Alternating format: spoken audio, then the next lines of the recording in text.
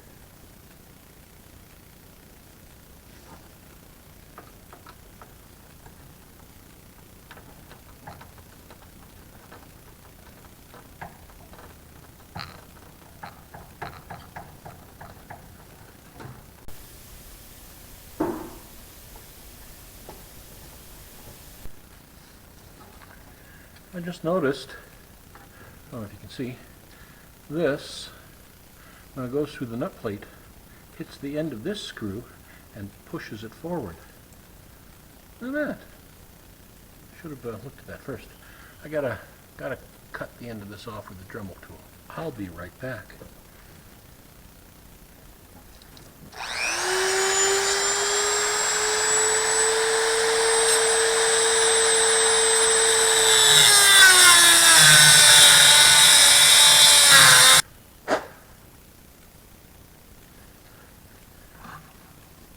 Good clearance now. Try this again.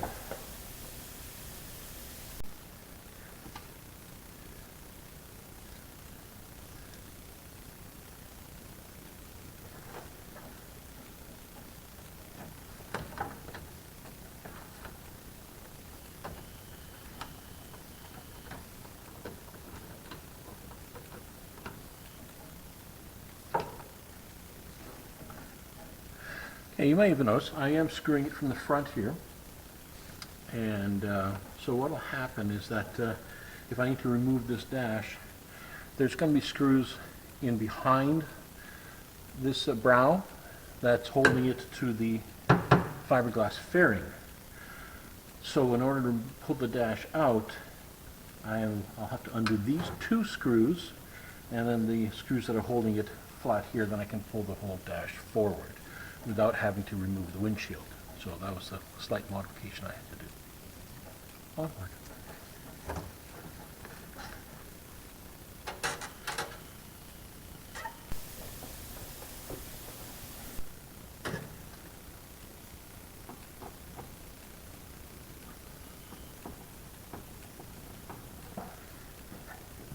Okay, then I put a hole through here. And then there's, of course, that metal tube that goes across, which is right underneath here. And this is just to hold the front of it down.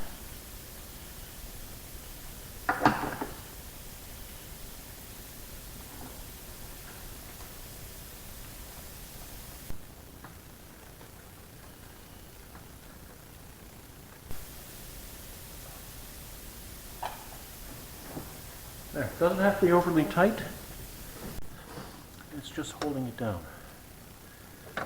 Now, I've got on these sides here, there's nut plates I put on the fairing, and I drilled holes here to hold that part down.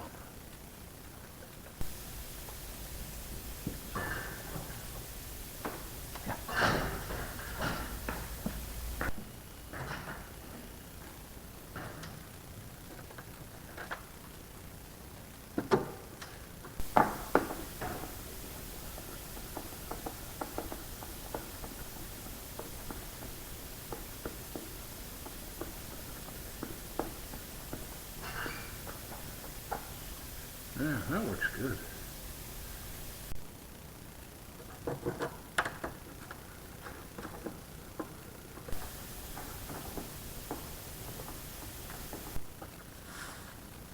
Hey, there we go. Done. Perfect. I like that. That works out really well.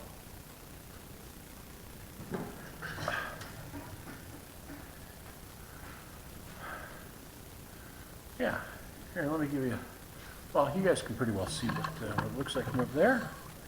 The perfect dash brow over here. And go on the other side. Okay, as you can see, it's got a nice brow here. I'm going to be putting a trim, rubber trim on here, same that I put on the edge here. I'm going to line that here. And that does that. I've got a sunshade and brow for my dash, and it covers it up quite nicely. Here's this side in the front. Now the windshield comes down to here, so the windshield comes across, actually down this far, because there's another nut plate here, because my windshield puckers out just a little bit here. So I put a nut plate and drilled a hole, and I will suck that in so that the windscreen is tight.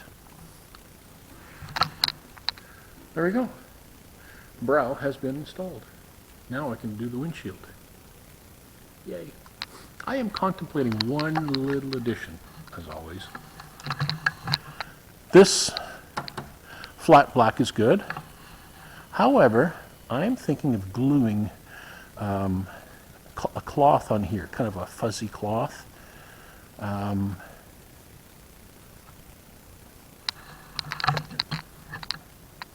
Maybe.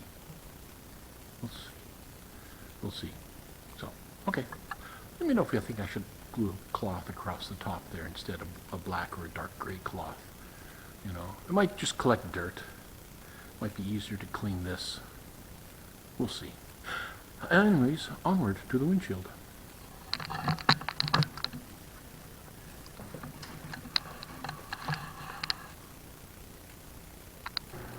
Okay, I'm not sure how I'm going to present that work that I did. Maybe sped up a little bit here and there, but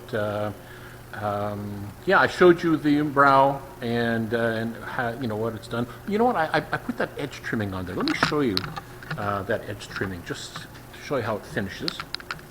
And let's just take a look here. All right, it's this rubber here that fits over the edge like that. You buy it in a roll, and it's got an adhesive built into it, and you peel off like a red backing for the adhesive, and it just fits right over the edge beautifully.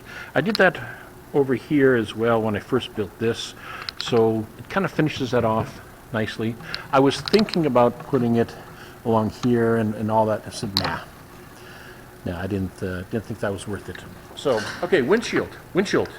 Not going to put it on today because something has to cure. Let's take a look. I'm going to spin you around here. Okay, this rubber seal. This is what touches the. This rubber seal is what touches the nose cone, and finishes off the edge of the windshield. Again, the previous owner made these angle cuts, so I had to kind of put some tape on there, and it's glued in there with silicone. I really hope it seals properly, because this airplane being on water means that there might be splashes getting in there. So we'll see. We'll see how that works out. And so that's got a cure. I just put that on like 5 minutes ago, and it doesn't come with an adhesive, so I used simple RTV silicone, standard, 100% RTV silicone rubber adhesive sealant, easy to use, flexible, seal, bond, insulate, make gaskets. What a versatile tool. So yeah, that's what I used, and I just squirted it inside. Now again, this stuff you buy by the roll, and then you cut it to whatever size you need, and it's meant for the edge trimming. I got this at Aircraft Spruce as well. Just like I got the other rubber that is that edge trimming. Let's take a look. Here that is. There it is there. That's what it looks like. It's got kind of a flat side where the adhesive is, and then it wraps around the top. So of course, obviously that's the top portion, and you peel that backing off and it sticks. It works quite well. So I got to let that cure. Got to give it 24 hours to cure and harden. And then I gotta wash and wax the windshield. There is a special wax, I can't remember what brand it is, but it's designed for plexiglass, and it helps prevent that static attraction of every single dust particle sticking to it. Because, once you wipe down a plexi, it just, everything sticks to it. And there is a product of wax out there that it's a spray-on simple wax, and it's supposed to inhibit that electrostatic buildup and static cling. So we don't want static cling on our windscreen, do we? So that's it for this update. Thanks again for following along. Love the comments and the encouragement. And it snowed. Here, let me show you. Let's go outside. Let's go outside. Always in the hangar. Let's take a look outside the hangar, okay? Let's walk up to this door. Oh, can't show you the door because it's got the password for our Wi-Fi. And, oh, yeah, it snowed. There's my footprints. Very light dusting of snow, but it did snow last night. Again. Oh, it's bright. What time is it? Oh, I'm in the air in about 2 hours' time. Let's take a look outside. Again, doesn't look too good. But the forecast, let's go back in. Warmer. That furnace is going. The forecast is for it to clear up. So sunny skies later this afternoon. Gusty winds though from the north. So I think it's going to be about, for my best, I'm going to guess at it based on the forecast, which are usually close to it. It's going to be around 12 to gusting to about 25 knots. But I believe it's going to be coming straight down the runway, down runway 36 at the airport. So not a whole lot of crosswind. There might be some crosswind factor in there. As long as it's not over 17 knots direct crosswind, I'm okay. The airplane is certified up to 17 knots. It's a Piper Cherokee, and I've flown it in gusty 17-knot crosswinds, and it was sporty. Oh, was it ever sporty? But I did a couple of touch-and-goes in there, swearing the whole time, going, "What am I doing, beating myself up like this?" But the practice is good. And you need to practice and you need to become proficient, especially in crosswinds and gusty winds, that kind of stuff. It's when I get to flying this thing here. Once I get that in the air this spring, probably another month before it's in the air, month and a half. That's we're going to be expecting the ground thaw real soon. And once the ground thaws, nobody flies out of here because it's a grass strip runway and it gets very soft. Ooh, mushy, like porridge. You sink right in. So we got to kind of wait for everything to firm back up again. So there's about a 4-week period in the spring, maybe sometimes up as long as 5, where it's just not good. The runway's closed. So as soon as that runway opens up again, I'm going to be taking this airplane out and doing taxi tests, and then first flight. It's coming. Can't fly it right now, like I say, as you can see, it's all snowy and everything else, and floats, small wheels. They don't do good on rough grass runways with ruts and snowbanks and ice and junk all over it. You need bigger tires, and these ain't big enough for that. So it's a summer aircraft.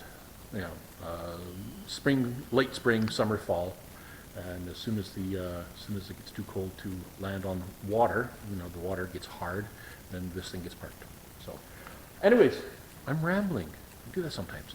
Thanks again. Words still for following along, and Edith and I will say thanks again. Keep your stick on the ice, and we'll see you again here in the hangar. Bye for now. It's getting so close, I can almost taste it. The airplane will fly very soon. Thank you very much for following along, liking, and subscribing. See you again.